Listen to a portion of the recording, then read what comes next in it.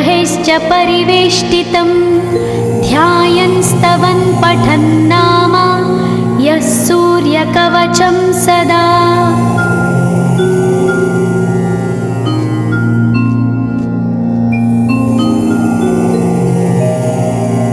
कवचं गृणिः पातु शिरोदेशं सूर्यः पालं च पातु मे आदित्यो लोचने पातु श्रुतिपातः प्रभाकरः घ्राणं पातु सदा भानो अर्क पातु तथा।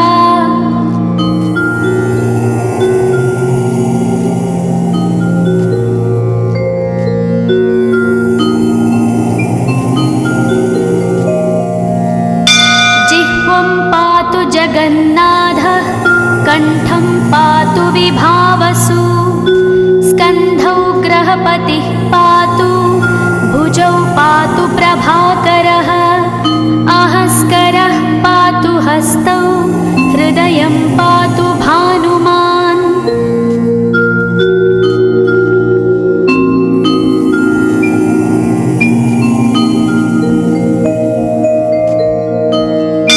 मध्यं च पातु सप्ताश्वो नाभिं पातु नभोमणिः द्वादशात्मा कटिं पातु सविता पातु सक्तिनी ऊरू पातु सुरश्रेष्ठो जानुनी पातु भास्करः जङ्घे पातु च मार्ताण्डो गुल्फौ पातु त्विषाम्पतिः।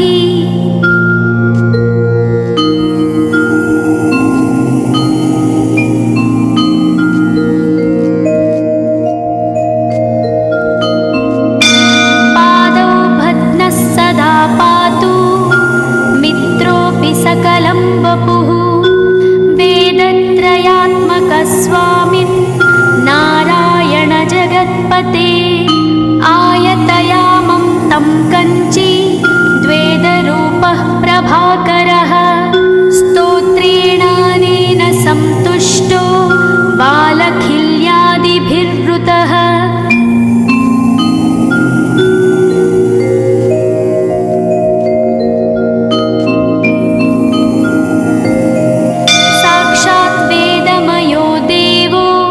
रथारूढः समागतः तं दृष्ट्या सहस्तोत्थाय दण्डवत् प्रणमन् भुवि कृताञ्जलिपुटो भूत्वा सूर्यस्याग्रे स्तुवत्तदा वेदमूर्तिः महाभागो ज्ञानदृष्टिर्विचार्य च ब्रह्मणा स्थापितं पूर्वं यथा यमाविवर्जितम्।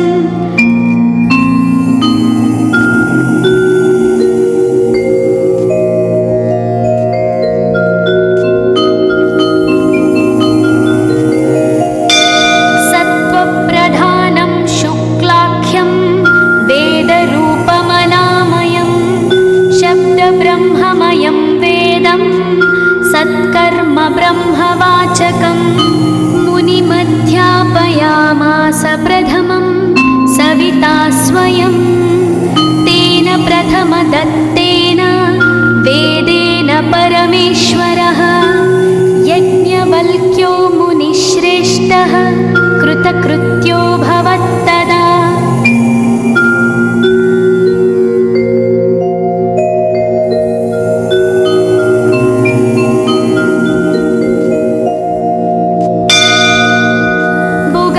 सकलान् वेदान् ज्ञातवान् सूर्यसन्निधौ इदं स्तोत्रं महापुण्यं पवित्रं पापनाशनं यः पठेच्छृणुयाद्वापि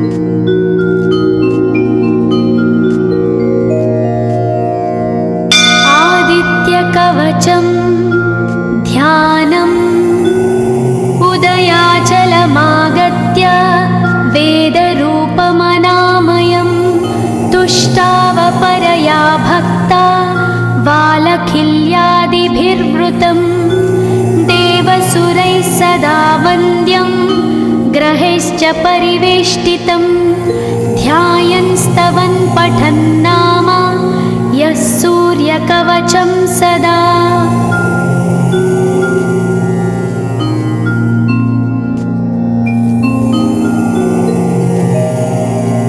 कवचं गृणिः पातु शिरोदेशं सूर्यः पालं च पातु मे आदित्यो लोचने पातु श्रुतिपातः प्रभाकरः घ्राणं पातु सदा भानो अर्क पातु तथा।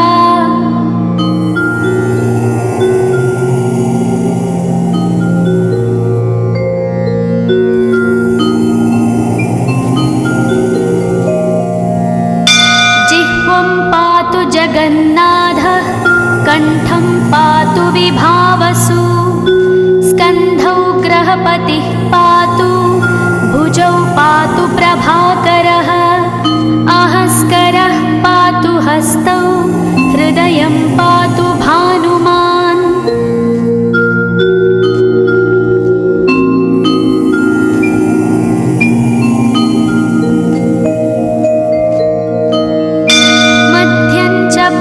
सप्ताश्वो नाभिं पातु नभोमणिः द्वादशात्मा कटिं पातु सविता पातु सक्तिनी ऊरू पातु सुरश्रेष्ठो जानुनी पातु भास्करः जङ्घे पातु च मार्ताण्डो गुल्फौ पातु त्विषाम्पतिः।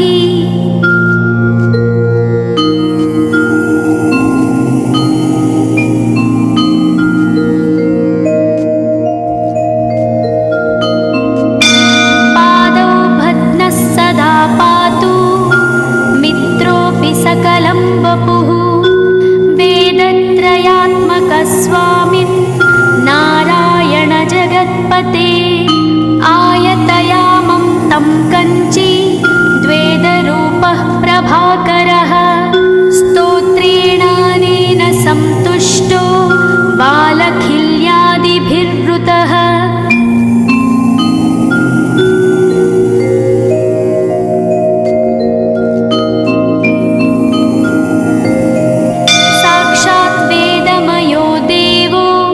रथारूढः समागतः तं दृष्ट्या सहस्तोत्थाय दण्डवत् प्रणमन् भुवि कृताञ्जलिपुटो भूत्वा सूर्यस्याग्रे स्तुवत्तदा वेदमूर्तिः महाभागो ज्ञानदृष्टिर्विचार्य च ब्रह्मणा स्थापितं पूर्वं यथा यमाविवर्जितम्।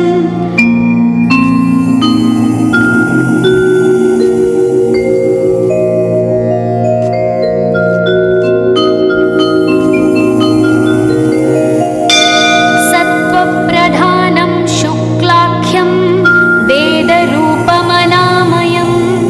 शब्दब्रह्ममयं वेदं सत्कर्म ब्रह्मवाचकम् मुनिमध्यापयामास प्रथमं सविता स्वयं तेन प्रथमदत्तेन वेदेन परमेश्वरः यज्ञवल्क्यो मुनिश्रेष्ठः कृतकृत्यो भवत्तदा।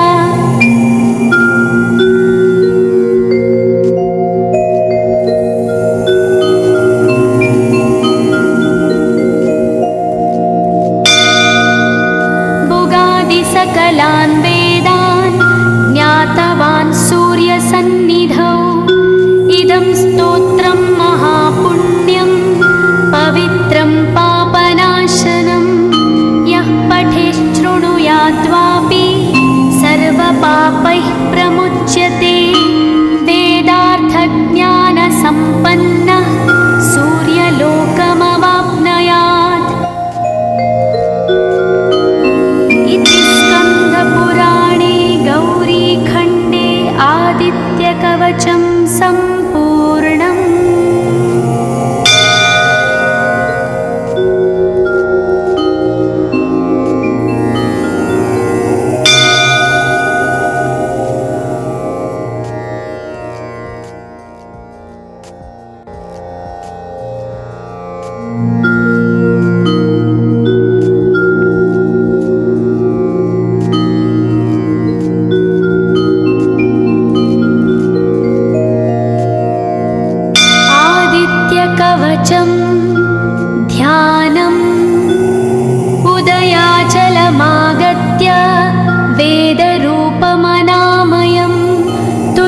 भावपरया भक्ता वालखिल्यादिभिर्वृतं देवसुरैः सदा वन्द्यं ग्रहैश्च परिवेष्टितं ध्यायन् स्तवन् पठन् नाम यः सूर्यकवचं सदा।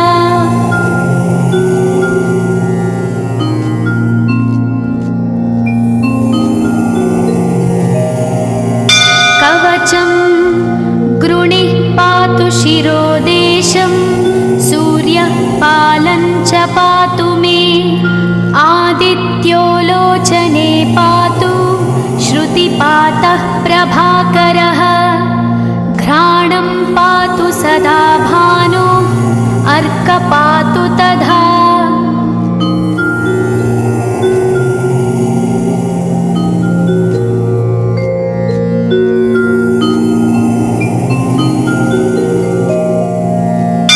जिह्वं पातु जगन्नाथः कण्ठं पातु विभावसु स्कन्धौ ग्रहपतिः पातु भुजौ पातु प्रभाकरः अहस्करः पातु हस्तौ हृदयं पातु भानुमान्।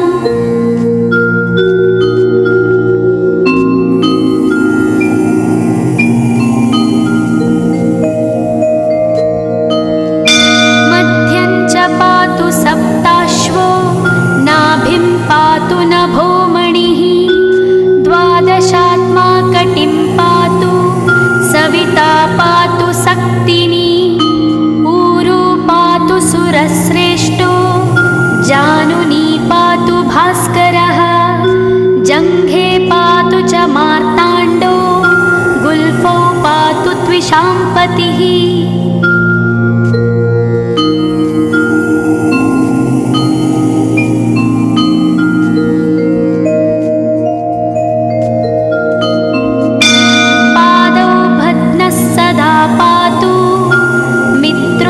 सकलं वपुः वेदत्रयात्मकस्वामिन् नारायण जगत्पते आयतयामं तं कञ्ची द्वेदरूपः प्रभाकरः स्तोत्रेणानेन सन्तुष्टो वालखिल्यादिभिर्वृतः।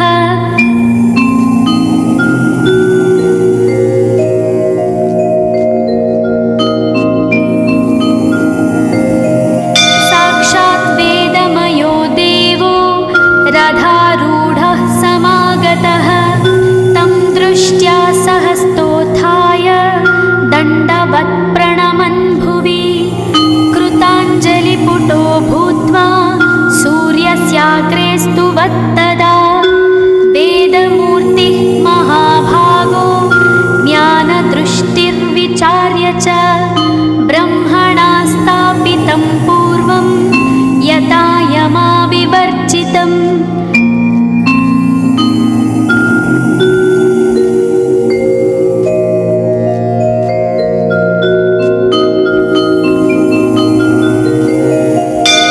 सत्त्वप्रधानं शुक्लाख्यं वेदरूपमनामयं शब्दब्रह्ममयं वेदं सत्कर्म ब्रह्मवाचकं मुनिमध्यापयामास प्रथमं सविता स्वयं तेन प्रथमदत्तेन वेदेन परमेश्वरः यज्ञवल्क्यो मुनिश्रेष्ठः कृतकृत्यो भवत्तदा।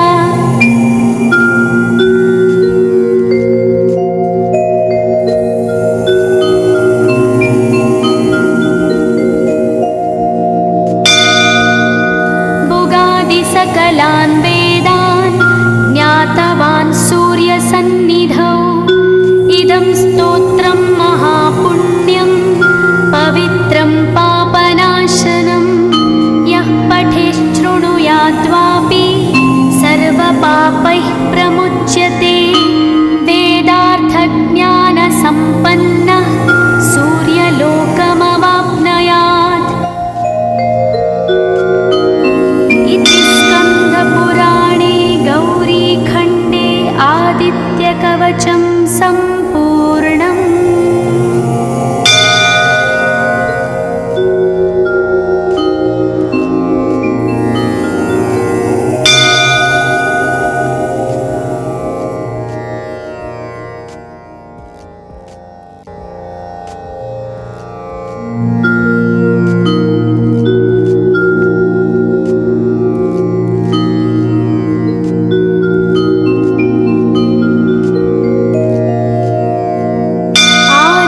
सूर्यकवचं ध्यानम् उदयाचलमागत्य वेदरूपमनामयं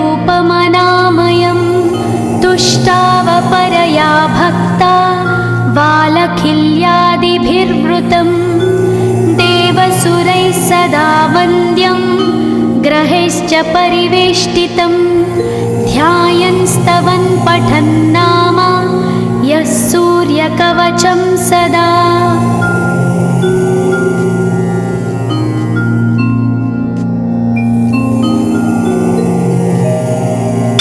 कवचं गृणिः पातु शिरोदेशं सूर्यः पालं च पातु मे आदित्यो लोचने पातु श्रुतिपातः प्रभाकरः घ्राणं पातु सदा भानो अर्कपातु तथा।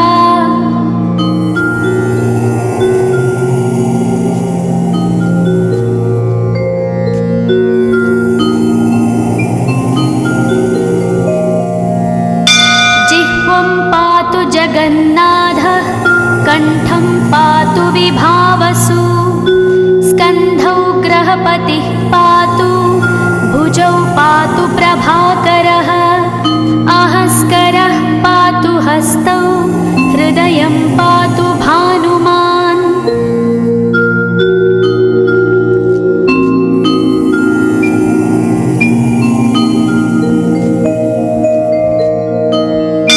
मध्यं च पातु सप्ताश्वो नाभिं पातु नभोमणिः द्वादशात्मा कटिं पातु सविता पातु सक्तिनी ऊरू पातु सुरश्रेष्ठो जानुनी पातु भास्करः जङ्घे पातु च मार्ताण्डो गुल्फौ पातु त्विषाम्पतिः।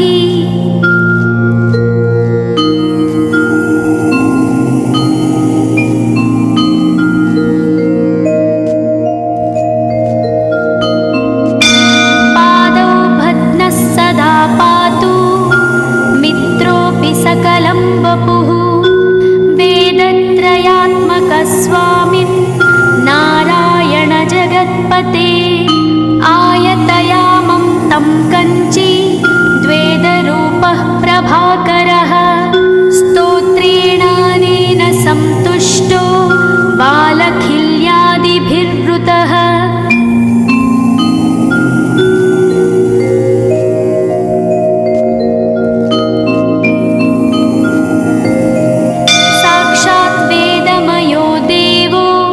रथारूढः समागतः तं दृष्ट्या सहस्तोत्थाय दण्डवत् प्रणमन् भुवि कृताञ्जलिपुटो भूत्वा सूर्यस्याग्रे स्तुवत्तदा वेदमूर्तिः महाभागो ज्ञानदृष्टिर्विचार्य च ब्रह्मणा स्थापितं पूर्वं यथा यमाविवर्जितम्।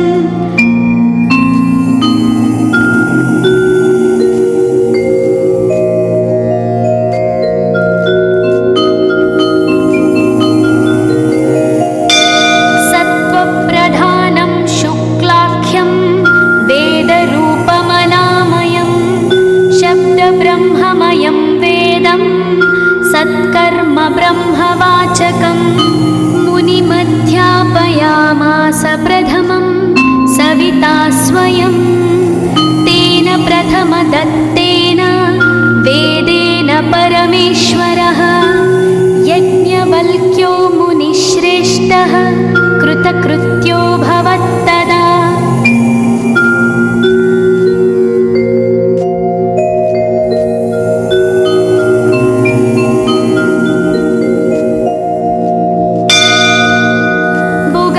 सकलान् वेदान् ज्ञातवान् सूर्यसन्निधौ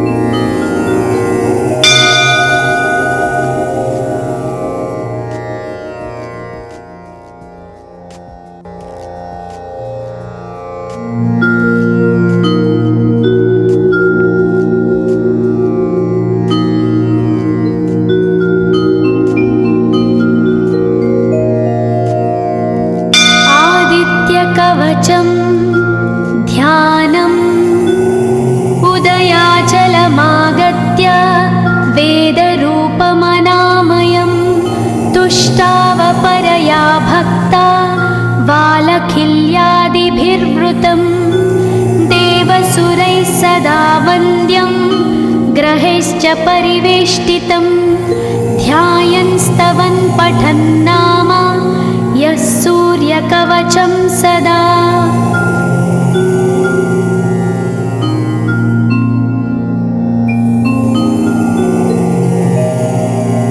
कवचं गृणिः पातु शिरोदेशं सूर्यः पालं च पातु मे आदित्यो लोचने पातु श्रुतिपातः प्रभाकरः घ्राणं पातु सदा भानो अर्क पातु तथा।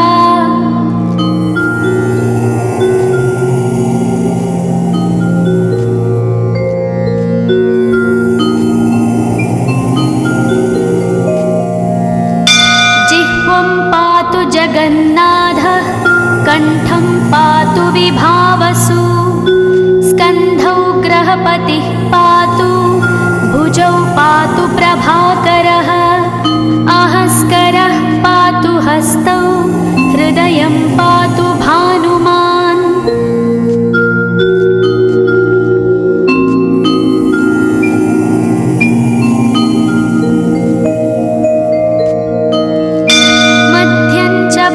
सप्ताश्वो नाभिं पातु नभोमणिः द्वादशात्मा कटिं पातु सविता पातु सक्तिनी ऊरू पातु सुरश्रेष्ठो जानुनी पातु भास्करः जङ्घे पातु च मार्ताण्डो गुल्फौ पातु त्विषाम्पतिः।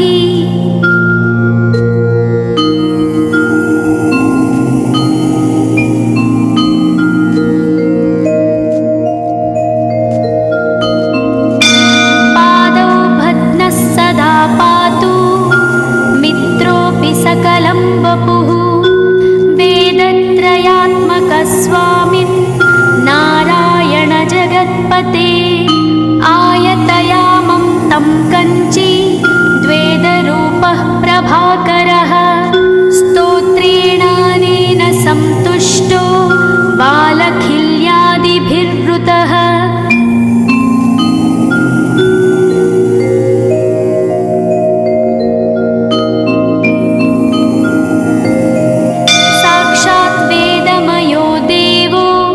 रथारूढः समागतः तं दृष्ट्या सहस्तोत्थाय दण्डवत् प्रणमन् भुवि कृताञ्जलिपुटो भूत्वा सूर्यस्याग्रे स्तुवत्तदा वेदमूर्तिः महाभागो ज्ञानदृष्टिर्विचार्य च ब्रह्मणा स्थापितं पूर्वं यथा यमाविवर्जितम्।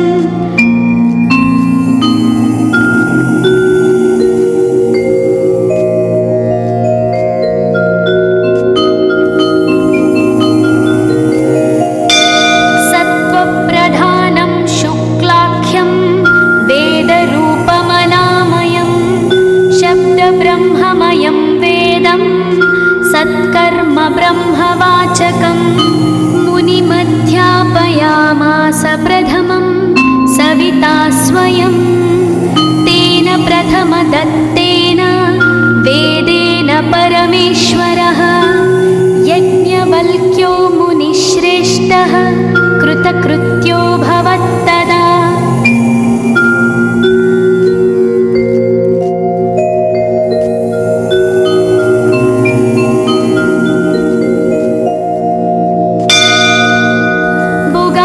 सकलान् वेदान् ज्ञातवान् सूर्यसन्निधौ इदं स्तोत्रं महापुण्यं पवित्रं पापनाशनं यः पठेच्छृणुयाद्वापि सर्वपापैः प्रमुच्यते वेदार्थज्ञानसम्पन्नः सूर्यलोकमवाप्नुयात्। पुराणे गौरीखण्डे आदित्यकवचं सम्पूर्णम्।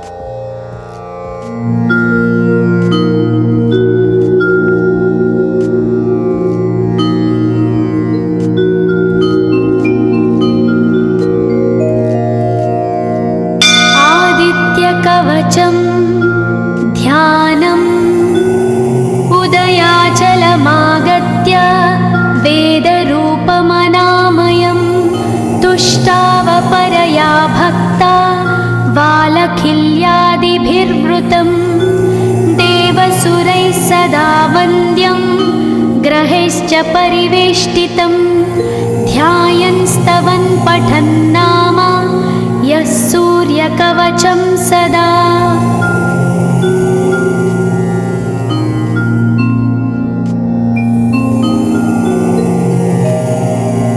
कवचं गृणिः पातु शिरोदेशं सूर्यः पालं च पातु मे आदित्यो लोचने पातु श्रुतिपातः प्रभाकरः घ्राणं पातु सदा भानो अर्क पातु तथा।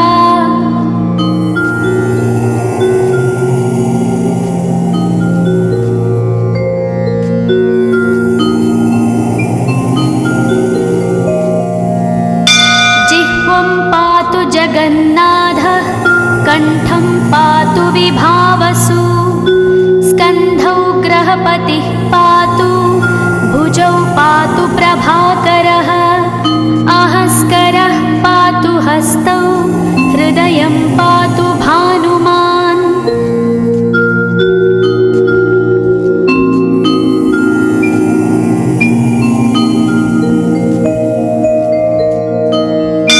मध्यं च पातु सप्ताश्वो नाभिं पातु नभोमणिः द्वादशात्मा कटिं पातु सविता पातु सक्तिनी ऊरू पातु सुरश्रेष्ठो जानुनी पातु भास्करः जङ्घे पातु च मार्ताण्डो गुल्फौ पातु त्विषाम्पतिः।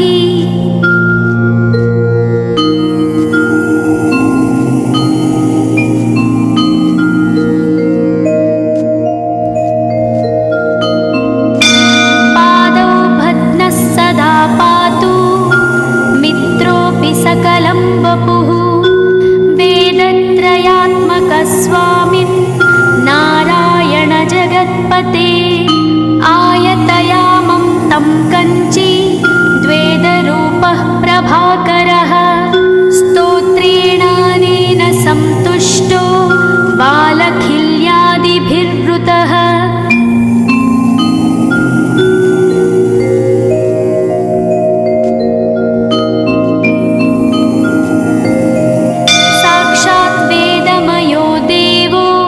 रथारूढः समागतः तं दृष्ट्या सहस्तोत्थाय दण्डवत् प्रणमन् भुवि कृताञ्जलिपुटो भूत्वा सूर्यस्याग्रे स्तुवत्तदा वेदमूर्तिः महाभागो ज्ञानदृष्टिर्विचार्य च ब्रह्मणा स्थापितं पूर्वं यथा यमाविवर्जितम्।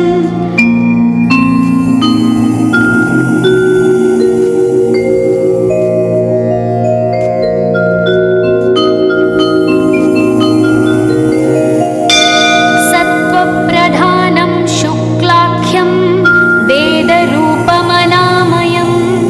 शब्दब्रह्ममयं वेदं सत्कर्म ब्रह्मवाचकम् मुनिमध्यापयामास प्रथमं सविता स्वयं तेन प्रथमदत्तेन वेदेन परमेश्वरः यज्ञवल्क्यो मुनिश्रेष्ठः कृतकृत्यो भवत्तदा।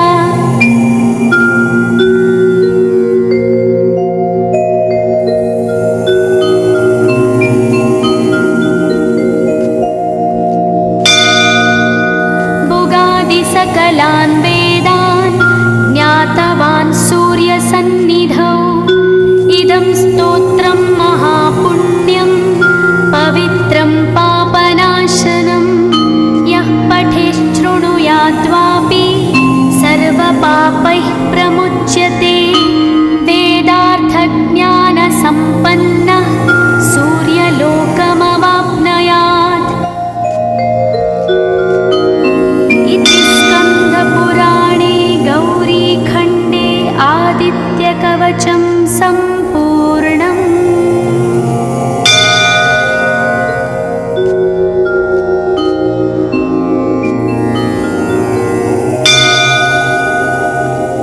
ॐ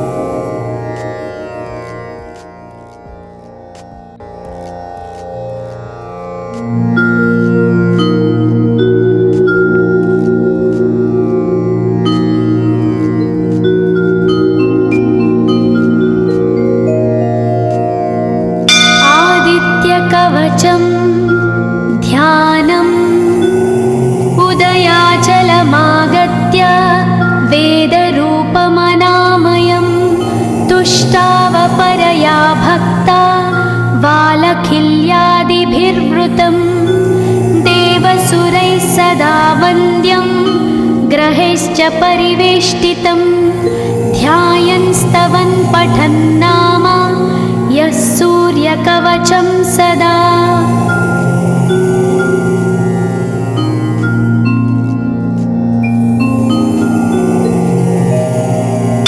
कवचं गृणिः पातु शिरोदेशं सूर्यः पालं च पातु मे आदित्यो लोचने पातु श्रुतिपातः प्रभाकरः घ्राणं पातु सदा भानो अर्क पातु तथा।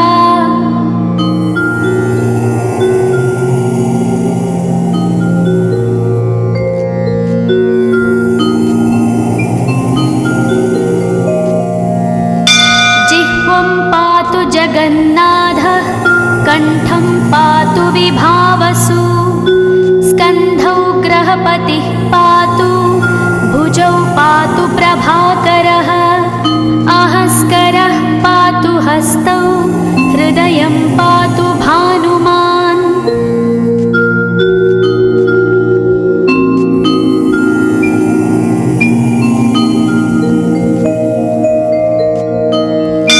मध्यं च पातु सप्ताश्वो नाभिं पातु नभोमणिः द्वादशात्मा कटिं पातु सविता पातु सक्तिनी ऊरू पातु सुरश्रेष्ठो जानुनी पातु भास्करः जङ्घे पातु च मार्ताण्डो गुल्फौ पातु त्विषाम्पतिः।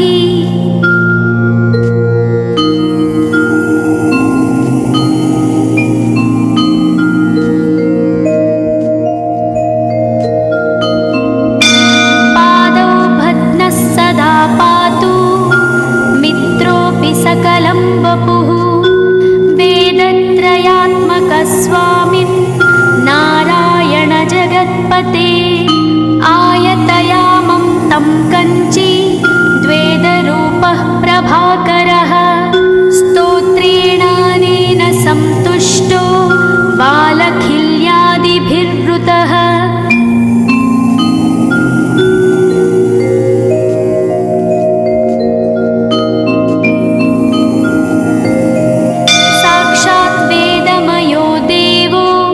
रथारूढः समागतः तं दृष्ट्या सहस्तोत्थाय दण्डवत् प्रणमन् भुवि कृताञ्जलिपुटो भूत्वा सूर्यस्याग्रे स्तुवत्तदा वेदमूर्तिः महाभागो ज्ञानदृष्टिर्विचार्य च ब्रह्मणा स्थापितं पूर्वं यथा यमाविवर्जितम्।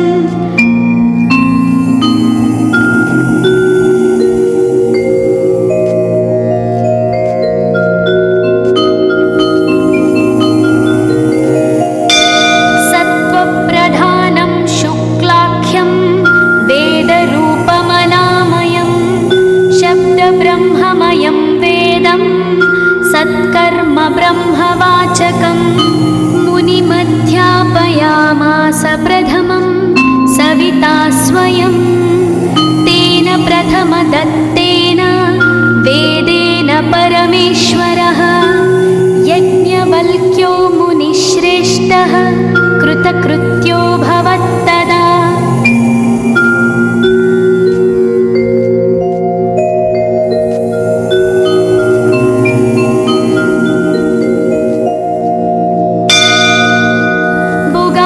सकलान् वेदान् ज्ञातवान् सूर्यसन्निधौ इदं स्तोत्रं महापुण्यं पवित्रं पापनाशनं यः पठेच्छृणुयाद्वापि सर्वपापैः प्रमुच्यते वेदार्थज्ञानसम्पन्नः सूर्यलोकमवाप्नुयात्। इति स्कन्दपुराणे गौरीखण्डे आदित्यकवचं सम्पूर्णम्।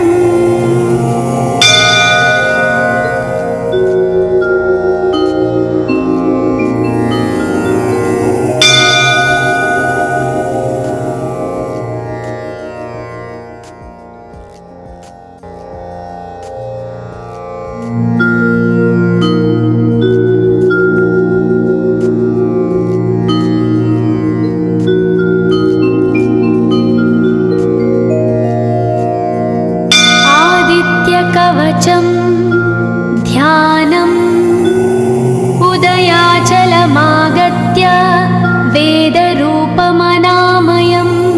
तुष्टावपरया भक्ता वालखिल्यादिभिर्वृतं देवसुरैः सदा वन्द्यं ग्रहैश्च परिवेष्टितं ध्यायन् स्तवन् पठन् नाम यः सूर्यकवचं सदा।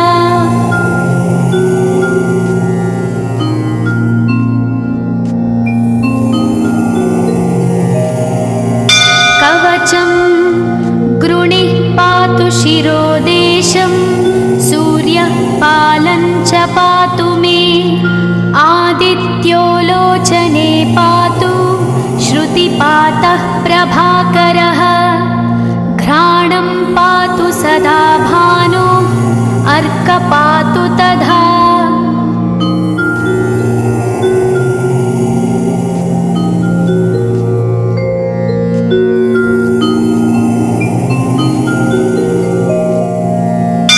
जिह्वं पातु जगन्नाथः कण्ठं पातु विभावसु स्कन्धौ ग्रहपतिः पातु भुजौ पातु प्रभाकरः अहस्करः पातु हस्तौ हृदयं पातु भानुमान्।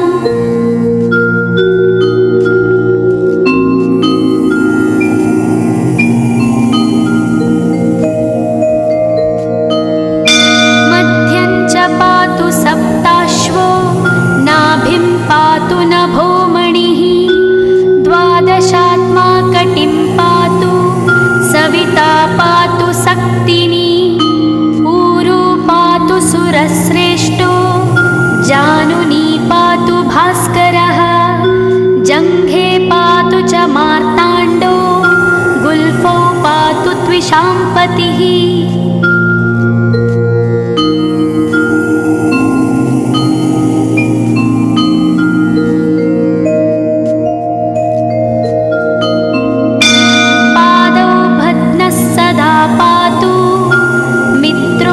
सकलं वपुः वेदत्रयात्मकस्वामिन् नारायण जगत्पते आयतयामं तं कञ्चि द्वेदरूपः प्रभाकरः स्तोत्रेणानेन सन्तुष्टो वालखिल्यादिभिर्वृतः।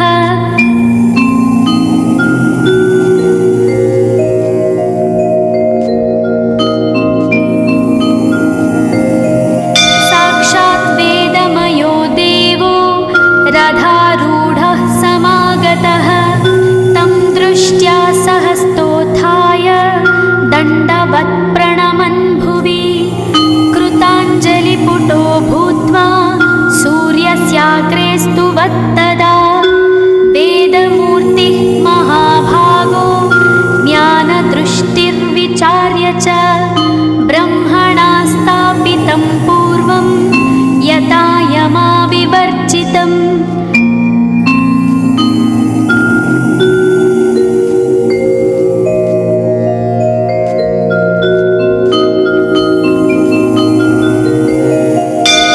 सत्त्वप्रधानं शुक्लाख्यं वेदरूपमनामयं शब्दब्रह्ममयं वेदं सत्कर्म ब्रह्मवाचकं मुनिमध्यापयामास प्रथमं सविता स्वयं तेन प्रथमदत्तेन वेदेन परमेश्वरः यज्ञवल्क्यो मुनिश्रेष्ठः कृतकृत्यो भवत्तदा।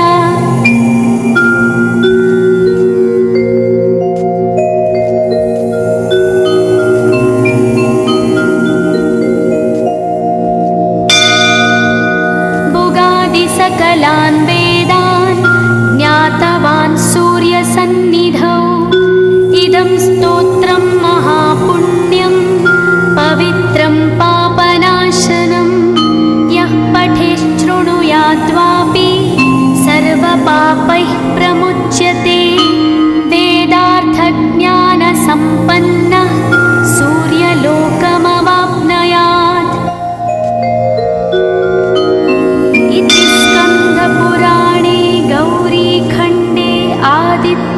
कवचं